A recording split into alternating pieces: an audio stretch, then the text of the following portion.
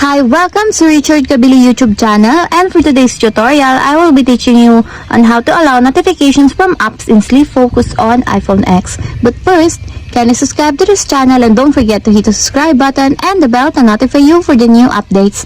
And let's start. Using your iPhone X from your home screen, first go to Settings. Then in the Settings, scroll down and click the Focus. Then in the Focus, choose the Sleep. Then in the Sleep Focus, click Apps under the Silence Notifications. Then in the Notifications, you will see that the Allow Notifications from is disabled. And all you have to do is just click it to enable until there's a check mark on the side. When the Allow Notifications is enabled, when Sleep Focus is on, notifications from apps you select will be allowed.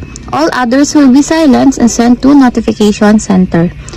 And that's it. We have successfully allowed notifications from apps in Sleep Focus on iPhone X.